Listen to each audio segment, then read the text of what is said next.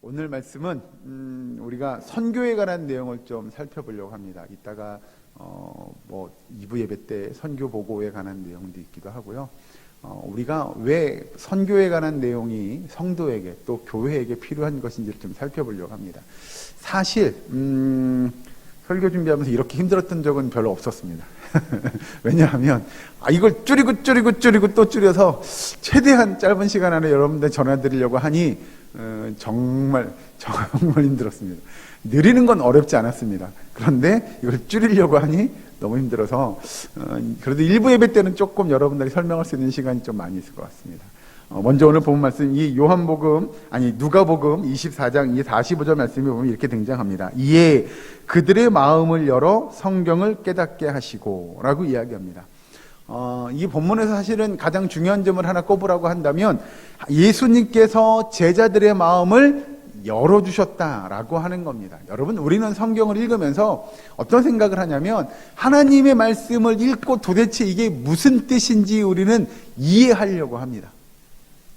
그렇죠. 읽다 보면 까만 건 글자고 흰 건 종이고 이런 생각으로 그냥 줄줄줄 읽어나가긴 하는데 이게 무슨 생각인지 읽다 보면 도저히 모르겠으니 도대체 이게 뭐라는 거야? 이게 무슨 뜻이야? 라고 하는 것들을 깨달으려고 하죠. 그런데 오늘 본문의 말씀을 보면 예수님께서 제자들에게 이야기하는 또는 행하시는 모습을 보면 예수님이 이야기한 내용들 또는 제자들이 그 성경을 읽음에도 불구하고 그들이 사실 잘 깨닫기가 어려웠던 것 같습니다. 왜냐하면 방금 읽은 대로 45절에 그들의 마음을 열어 성경을 깨닫게 하셨다라고 하는 건 이건 그들이 자신들의 마음을 열고 스스로가 말씀의 뜻을 깨달아 알았다라는 게 아니고요. 이건 다 누가 하신 거냐면 예수님께서 하신 일이신 줄로 믿으시기 바랍니다. 그러니까 여러분 바꿔 표현하면 그거죠. 즉 예수님이 그들의 마음을 열어주시지 않으셨더라면 예수님이 그들로 하여금 성경을 깨닫게 해주지 않으셨더라면 예수님의 제자들은 그 성경이 무슨 뜻인지 무슨 의미인지 결코 알 수 없었을 거다라고 하는 겁니다. 그러니 여러분 우리가 성경을 읽을 때도 먼저 중요한 건 뭐냐면 우리의 지식으로 우리의 경험으로 이게 도대체 무슨 뜻인지 이게 무슨 의미인지 깨닫기가 어려울 거라는 거죠. 그때 우리가 의지해야 할 대상은 결국 누구예요? 나와 함께 하시는 성령님일 거라는 거죠. 왜? 예수님께서 이 땅에 오셨다 가시면서 제자들에게 이렇게 얘기합니다. 내가 곧 너희에게 누구를 보내줄 거야. 그게 누구라고요? 보혜사 성령님을 내가 너희에게 보내줄 거야 라고 이야기하시고 그 성령님이 우리와 함께 하심으로 오늘 말씀을 빌어서 우리가 이야기하자면 성령님이 우리의 마음을 열게 하시고 우리가 성경을 읽을 때마다 그 성경의 내용을 어떻게 하시는 거예요? 깨닫게 하라 하셔주시는 거죠. 그러니 여러분 사실 성경을 읽을 때 내 지식과 내 경험과 내 지혜로 성경을 읽어서 내가 깨달을 거야? 이건 성경을 잘못 읽는 것일 수 있다는 겁니다. 그래서 우리가 성경을 묵상할 때는 정말 성령님을 의지하고 성령님이 얘의 마음을 열어주시고 그 말씀을 깨달아 알게 하시는 그 은혜의 역사가 있어야 되는 줄로 믿으시기 바랍니다. 그렇게 예수님께서 제자들에게 그의 마음을 열게 하시고 성경을 깨닫게 하는 내용이 뭐냐라고 이야기하면 이제 밑에 가서 보시면 46절에 또 이르시되 이같이 그리스도가 고난을 받고 제3일에 죽은 자 가운데서 살아날 것과 또 그의 이름으로 죄 사함을 받게 하는 회개가 예루살렘에서 시작하여 모든 족속에게 전파될 것이 기록되었으니 예수님께서 제자들에게 깨닫게 하신 내용을 이렇게 압축해서 정리해보면 결국은 누구에 관한 내용이냐면 예수님 자신에 관한 내용입니다. 제자들이 깨닫기를 원했던 성경의 내용들을 살펴보면 그리스도가 고난을 받고 제3일에 죽은 자 가운데서 다시 살아날 것 그런 내용들 즉 예수님이 이 땅에 오셔서 죽으심과 부활에 관한 내용들 그리고 그 이름으로 죄사함을 받는 회개가 즉 예수님을 믿는 이들이 하나님의 말씀대로 구원함을 얻게 될 건데 그 구원함을 얻는 일들이 그냥 예를 들면입니다. 여기 안에서 예루살렘 성 안에서만 일어나는 것이 아니고 이스라엘 민족 안에서만 일어나는 일이 아니고 이스라엘 민족과 온 열방을 향하여 그 회개 구원의 역사가 일어날 것을 누가 깨닫게 되었다고요? 제자들이 깨닫게 되었다고요. 그걸 예수님께서 깨닫게 해주셨다고요. 제자들의 마음을 열어서 성경을 깨닫게 하시고 그 성경의 내용 가운데 이런 내용들이 너무나도 중요하고 하나님께서 이런 일들이 이루어질 것이라고 하는 것을 제자들이 깨닫게 하셨다는 거죠. 그래서 47절 끝 중반에 보면 이렇게 합니다. 그 하늘 회개가 예루살렘에서 시작하여 모든 족속에게 전파될 것이 기록되었으니 라고 하는 거죠. 사실 제자들에게도 성경의 말씀을 깨닫긴 하였으나 이걸 받아들이는 게 그렇게 쉽지는 않았을 겁니다. 왜냐하면 제자들의 마음속에도 머릿속에도 생각 속에는 아직도 그런 민족주의적인 성향이 너무나 강했을 거라는 거죠. 아니, 복음은 또는 하나님의 말씀은 또는 구원은 선택받은 백성은 우리 이스라엘 민족이잖아, 우리 유다 족속들이잖아 라고 하는 것이 그의 머릿속에 가득했을 거라는 겁니다. 그 제자들도 그랬을 거예요. 근데 이걸 어디까지요? 지금 40절 끝에 이야기하는, 중반에 이야기한 대로 예루살렘에서 시작하여 모든 족속에게 전파되어진다, 이걸 깨닫고 또 이걸 그대로 알았습니다. 모든 족속에게 이걸 전파하죠 라고 이야기하는 것, 그들이 행하는 건 결코 쉬운 일이 아니었을 거라는 거죠. 여러분, 사실 저도 고등학교 때 막 그 학부를 막 들어갔을 때는 그랬습니다. 아니, 굳이 선교 나가는 게 그렇게 중요해? 왜요? 아직 우리나라도 믿지 않는 사람들이 너무나 많잖아요. 그죠? 한참 그때가 뭐 90년대 뭐 초중반 이때였으니까 그런 거 아닐까요? 그때만 하더라도 한국의 기독교 인구수가 뭐 그 1000만이 넘네 막 이런 얘기를 했습니다.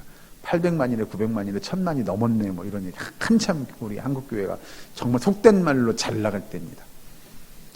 그런데 그 인구수가 이제는 이렇게 믿는 숫자가 자꾸 줄어들어서 1000만은 언감생신이 되는 그런 때가 되었습니다. 뭐 정확하진 않겠으나 대충 통계를 들어보면 뭐 800이네 700이네 800만입니다. 800만이네 700만이네 600만이네 이런 얘기를 하니까 가면 갈수록 기독교 숫자들이 줄어드는 건 현실적인 거라는 거죠. 사실 600만까지는 가지는 않고요. 통계를 들어보면 800만 이쪽 저쪽이라고 제가 뉴스를 통해서 접한 기억이 있습니다. 그런 거죠, 여러분. 그러면 아직도 우리 한국 안에서도, 이 조국 안에서도 믿지 않는 사람들의 숫자가 그렇게 많은데, 아니 굳이 선교하러 나가야 돼? 라는 생각을 한 적이 있었더랍니다. 그런데 성경의 내용을 보면 볼수록 성경은 뭐라고 이야기하냐면, 야, 너희 민족만, 예를 들면 너희 교회에 있는 너희들만 뭐 이렇게 이야기하지 않더라는 거죠. 방금 47절에 이야기한 대로 예루살렘에서 시작하여 모든 족속에게 전파될 것이 누구의 뜻이에요? 예, 하나님의 뜻이라고 성경은 우리에게 알려줍니다. 그러니 여러분, 우리가 바라는 건 예를 들면입니다. 우리 상도동만, 뭐 동작구만, 서울시만, 우리가 이것만 하면 되죠 라는 것이 아니라, 우리가 복음을 증거하는 일은 이곳도 해야 합니다. 우리 교회가 속한 이 지역사회도 마땅히 해야 될 일이지만, 땅끝까지 주의 복음을 증거하는 일들이요, 모든 족속에게 복음을 증거하는 일들이요, 그거 마땅히 해야 할 일이라고 예수님께서 제자들에게 깨닫게 하시고, 결국 그 내용이 어디에서 기록되어져 있다는 이야기예요? 성경에 다 기록되어져 있다고 성경은 우리에게 이야기합니다. 사실 여러분, 이 그 복음에 관한 내용, 모든 민족과 열방이 주께 나아올 수 있도록 해야 한다고 하는 내용은 비단 이 신약성경 또는 누가복음에만 기록되어 있지는 않습니다. 창세기서부터 성경의 여러 구약의, 신약의 모든 성경의 내용을 요약해 본다면 그렇게 기록합니다. 모든 민족과 열방에게 그 복음이 증거되어져야 할 것을 성경은 우리에게 누누이 강조하고 있다고 하는 거죠. 그러면서 이 48절 짧은 한 절의 말씀을 같이 한번 읽어보실까요? 48절 있습니다. 시작. 너희는 이 모든 일의 증인이라. 아멘. 이건 예수님의 제자들에게 1차적으로 예수님과 함께 했던 제자들에게 하시는 말씀입니다. 그 제자들에게 뭐가 되라고 이야기하세요? 증인이 되라고 이야기합니다. 왜냐하면 여러분, 예수님의 제자들은요, 예수님과 함께 공생의 삶을 삽니다. 예를 들면 그 3년의 시간을 함께 보내게 되는데, 함께 먹고 함께 자고 함께 그 모든 일들을 옆에서 지켜보고 예수님의 그 말씀들을 다 그들이 들었던 제자들이라고 한다면, 우리가 그런 표현을 하죠. 예수님과 동고동락했던 그 제자들, 그 제자들이 보고 들은 거 느낀 것들을 대해서 많은 사람들한테 뭐 하라고요? 증거하라고요. 여기서 48절 이야기는 이 모든 일의 증인이 되라고 이야기하는 건, 증인은 결국 자기가 보고 깨닫고 듣고 느낀 것들을 증거하는 사람을 우리는 증인이라고 이야기하잖아요. 그러니 우리는 예수님이 함께한 일들의 1차적인 증인은 예수님이 함께한 제자들이 될 것이고, 우리도 예수님과 함께한 제자들의 그 성경의 말씀들을 듣고 우리의 마음을 열어서 그 말씀을 깨닫게 되었다고 한다면 우리도 마땅히 뭐가 되어야 돼요? 증인이 되어야 되는 줄로 믿으시기 바랍니다. 그래서 저와 여러분은 예수님의 증인입니다. 우리가 증거하는 일들이 저와 여러분의 삶 가운데서 이루어져 가야 됨을 여러분 믿으시기 바랍니다.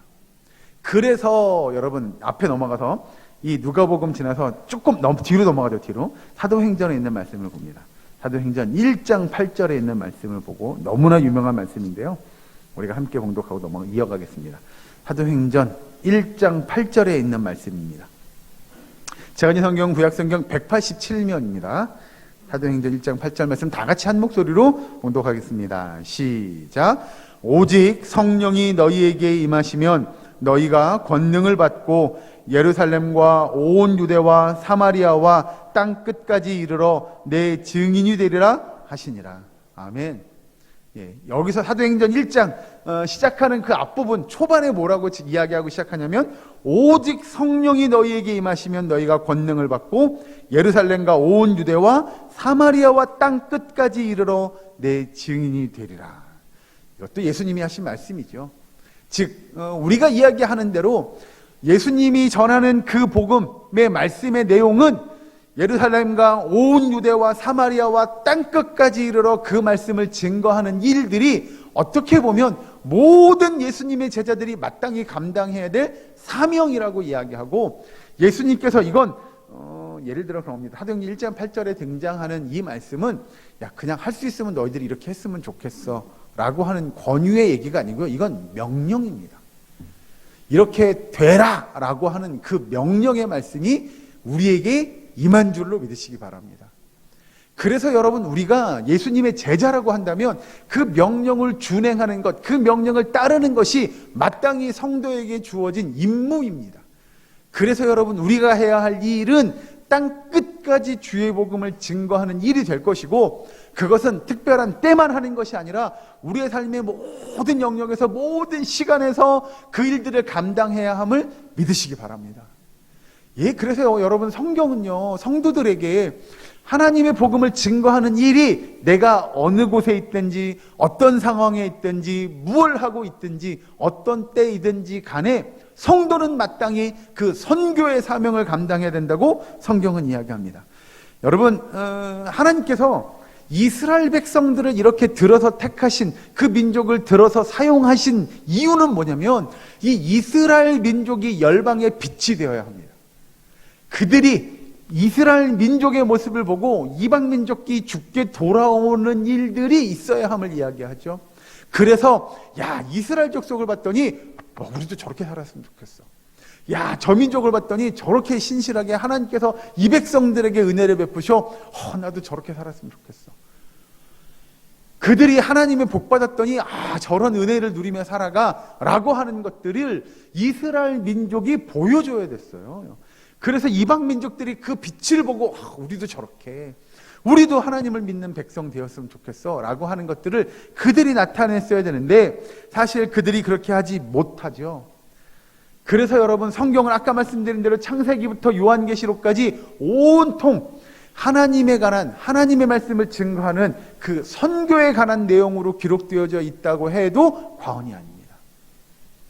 그래서 여러분, 성경은, 또는 우리가 이야기하는 신약성경의 서신서를 굉장히 많이 적은 사도 바울의 내용을 봐도, 사도 바울도 사실 그의 삶을 놓고 보면 온통 뭐 하는 삶이었냐면 선교하는 삶이었습니다. 그러니까 우리가 사도 바울 이렇게 이야기하기도 하지만 다른 편으로 바꾸면 선교자 바울 이렇게 이야기할 수도 있지 않을까 싶습니다. 그렇게 그는 많은 곳에서 많은 사람들에게 복음을 전하고 증인으로서 또는 증거하는 삶을 살기를 열심히 경주했던 사람 중에 하나가 사도 바울이기 때문에 그렇죠. 그러면 여러분 사실 성경에 등장하는 많은 사람들은 그럼 무슨 일을 했냐? 그들도 엄격히 따져보면 그들도 결국은 복음을 증거하는 일, 증인으로서의 삶을 살았던 것을 우리는 알 수가 있죠. 예를 들어서 뭐 아브라함은 아니냐? 그의 믿음도 사실은 그 믿음을 통하여 이방 민족들이 이 아브라함의 믿음을 보고 주님께 나오기를 바랐던 것이고요. 이스라엘이 애굽에서 탈출해서 가나안 땅을 가고 가나안 땅에 정착하며 살아가는 그 모든 여정의 삶이요, 과정이요, 그것도 결국은 모든 이방의 백성들이, 모든 열방들이 그 모습을 바라보며 와, 진짜 저게 되네. 와, 저렇게 하나님께서 저 백성들을 이끌어 가시네? 라고 하는 것들을 이방 민족들이 바라보고 그들도 주님을 믿는 믿음의 백성 될 수 있도록 이스라엘 백성들이 나타내야 했다는 거죠. 그것이 이제 다른 표현으로 바꾸면 결국 그걸 겁니다. 그들의 삶을 통하여, 그들의 모습을 통하여 모든 이방 족속들에게 증거하는 겁니다. 우리가 하나님 믿는 백성이야. 하나님 믿으면 이렇게 돼. 그러니 너희들도 이렇게 살아. 당신들도 이렇게 살아. 그러면 이렇게 될 거야. 라고 하는 것들을 그들이 증거하는 일들이 필요했다는 거죠. 여러분, 신약 성경에서 또 많은 분량을 쓴 오늘 누가, 또 사도행전을 기록한 이 누가의 책을 보면 이 두 권의 책, 아까 읽은 누가복음과 사도행전 이 두 권의 내용이 끝에, 우리가 오늘 본문 24장과 사도행전 1장은 사실 그 끝과 그 시작이라고 봐도 되는 거죠. 그런데 이 누가가 강조하고 있는 것 중에 하나는 뭐냐면 바로 선교에 관한 내용입니다. 어떻게 하나님의 말씀을 증거할 것인가 라고 하는 것이죠. 제가 지지난주에도 여러분들한테 책 한 권을 보여드렸는데 오늘도 책 한 권을 보여드리려고 합니다. 굉장히 두꺼운 책입니다, 이건. 그리고 글씨도 굉장히 작습니다. 이 책의 제목이 뭐냐면 하나님의 선교라는 책입니다. 이 책의 내용에 보면 이런 부분이 등장합니다. 선교는 우리의 것이 아니다. 선교는 하나님의 것이다. 하나님은 세상에서 그분의 교회를 위해 선교를 두신 것이 아니라 그분의 선교를 위해 교회를 두셨다. 선교가 교회를 위해 만들어진 것이 아니다. 교회가 선교, 곧 하나님의 선교를 위해 만들어졌다. 그렇게 놓고 본다면 여러분, 우리 예사랑교회가 이 땅에 존재하는 이유는요, 하나님의 선교를 감당하기 위한 줄로 믿으시기 바랍니다. 우리 교회가 있으니, 우리 교회가 세워졌으니 우리가 선교하죠 라고 하는 것이 아니라 하나님은 그 하나님의 선교를 위해서 우리의 사랑교회를 세워주신 줄로 믿으시기 바랍니다. 그 하나님의 선교를 위해서 저와 여러분은 하나님의 백성, 하나님의 자녀 삼아주신 줄로 믿으시기 바랍니다. 그것이 우리가 하나님의 백성, 하나님의 자녀 된 목적이라고 하는 것입니다.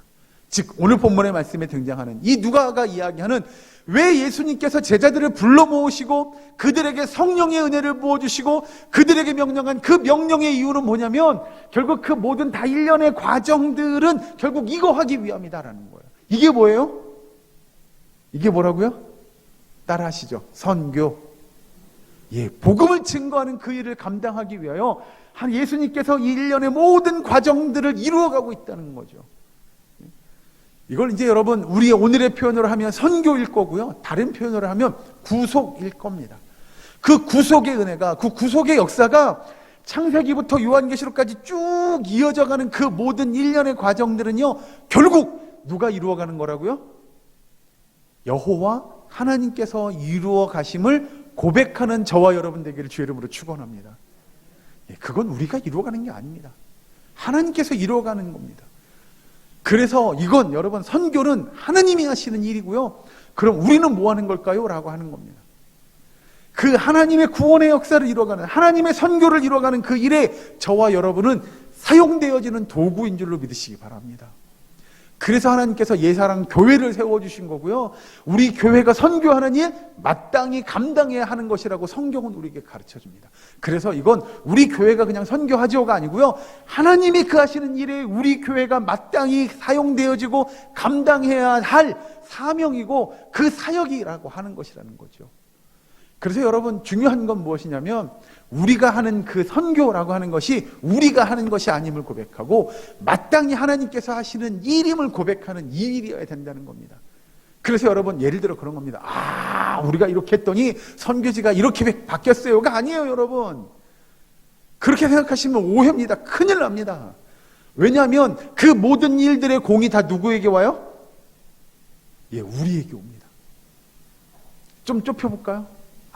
내가 했어, 내가 선교 헌금 이렇게 해가지고 저렇게 됐어 라고 하면 여러분 이건 모든 공이 다 나에게 옵니다. 그런데 아니요, 여러분 그렇지 않아요. 그렇게 고백하시면 안 돼요. 그 선교는 결국 하나님이 이루어 가시는 일이고 우리는 거기에 뭐 한 거예요? 사용되어졌을 뿐입니다. 그러니 여러분 우리의 고백은 어떻게 되냐면 이 모든 일들은 하나님이 이루어 가시는 사역이에요 라는 것이 되어야 될 것이고요. 그 가운데 우리는 그냥 동참했을 뿐이에요. 우리는 사용되어졌을 뿐이에요. 제가 여러분 그런 예를 가끔 들어드리잖아요. 목수가 집을 짓는데 망치로 집을 지었어요. 망치가 집을 지은 겁니까? 목수가 집을 지은 겁니까? 목수가 집을 지은 거잖아요. 그런데 망치가 앞에 나가서 그러는 거죠. 아닌데요, 제가 지었는데요 라고 말하면 맞아요, 틀려요? 맞지는 않는 거죠. 망치는 도구로 사용되어진 거잖아요. 결국 목수가 그 집을 지은 거잖아요. 똑같아요, 여러분. 선교요? 우리가 대단한 거 해가지고 하나님의 선교가 이루어져 간다? 여러분 그렇게 생각하시면 큰일 납니다. 그게 아니고 선교는 하나님이 이루어 가시는 그 일에 우리의 사랑교회가 사용되어졌다고 하는 그 믿음의 고백이 있어야 되는 줄로 믿으시기 바랍니다. 여러분 그래서 우리가 선교하는 것이 하나님의 영광을 드러내고 하나님의 역사를 이루어가는 일이 되어야 되고, 우리가 선교하는 일은 대단한 일을 하는 것이 아니라 예수님께서 우리에게 명령하신 그 명령을 그냥 지키는 거예요. 행하는 거예요. 따라가는 거예요. 그거 이상도 그거 이하도 아닐 겁니다. 오늘 본문에 등장하는 대로 다시 넘어와서 24년 누가복음 24장 그 48절에 너희는 이 모든 일의 증인이라 라고 이야기하는 그 증거되는 증인되는 일에 우리는 그냥 순종하는 겁니다. 그리고 아까 읽은 사도행전 1장 8절에서 이야기하는 대로 오직 성령이 너희에게 임하시면 너희가 권능을 받고 예루살렘과 온 유대와 사마리아 땅끝까지 이르러 내 증인이 되리라고 하는 그 말씀이 여러분 우리는 그냥 순종하는 겁니다. 그러니 여러분 선교는 내가 하는 것이 아니고 하나님이 하시는 그 일에 우리가 동참하고 참여하는 은혜의 역사가 이루어지는 줄로 믿으시기 바랍니다. 여러분 오늘 본문의 말씀처럼 성령의 역사가 먼저 있어야 합니다. 왜냐하면 다시 잠깐 거꾸로 보시죠. 누가복음 24장 45절에 이렇게 이야기합니다. 이에 그들의 마음을 열어 성경을 깨닫게 하시고 라고 하는 그 역사가 먼저 우리 가운데 있어야 합니다. 그래야 여러분 우리는 고백할 수 있습니다. 우리가 하는 선교가 내 능력과 내 의지가 아닌 하나님의 말씀이, 하나님의 의지가, 하나님의 일하심이 그 하나님의 선교를 이루어가는 그 열심으로 나타나는데, 그건 우리가 하는 일이 아님을 우리는 성경을 통해서 알 수 있다는 거죠. 여러분 사도 바울이 복음을 증거하는 그 일들이요, 사도 바울이 누누이 그렇게 고백합니다. 성령의 인도하심을 따라, 하나님의 인도하심을 따라 그가 가는 거죠. 내가 저기 가가지고 저렇게 복음 전해가지고 그곳에 이렇게 교회가 세워지고 막 그곳에 부흥의 역사가 일어나고 내가 한 거야. 그건 교만입니다. 그건 정말 교만입니다. 바꿔 표현하면 그건 죄가 될 겁니다. 개인적인 생각은 그렇습니다. 오히려 그럴 거면 안 하는 게 낫죠. 왜 그렇게 하면서 죄 지을까요? 오히려 여러분 우리는 하나님의 말씀에 순종하는 마음으로 우리 예사랑교회가, 저와 여러분이 정말 하나님의 선교 감당할 수 있기를 주의 이름으로 축원합니다. 그리하여 말씀에 순종하는 그 모습으로 우리가 선교하고 하나님의 영광을 드러내고 하나님의 역사를 이루어가고 하나님의 뜻을 이루어가는 일에 저와 여러분들이, 우리의 사랑교회가 사용되어질 수 있기를, 그리하여 하나님의 선교를 감당하는 그 일이 우리의 사명임을, 우리의 본분임을, 우리가 감당해야 될 우리의 모든 것들임을 깨닫는 저와 여러분, 그리하여 순종하는 우리의 사랑교회 모든 건속될 수 있기를 주의 이름으로 간절히 축원합니다. 기도하겠습니다. 사랑과 하나님 감사합니다. 오늘 우리가 하나님의 그 선교를 바라봅니다. 아버지, 우리가 하는 일이 아닌 하나님의 놀라운 은혜의 역사하심임을 고백하는 우리의 사랑교회의 모든 권속들 될 수 있도록 주님 인도하여 주시옵소서. 아버지, 우리가 하고 싶어서 하는 것이 아닌 정말 마땅히 당연히 해야 될 일임을 알게 하시고, 아버지 우리가 함께 기도하고 물질로 후원하며 아버지 함께 관심을 갖고 그 열방과 그 땅끝까지 주의 복음을 증거하는 일에 헌신하는 우리의 사랑교회의 모든 권속들 될 수 있도록 주여 도와 주시옵소서. 예수님의 이름으로 기도하옵나이다. 아멘.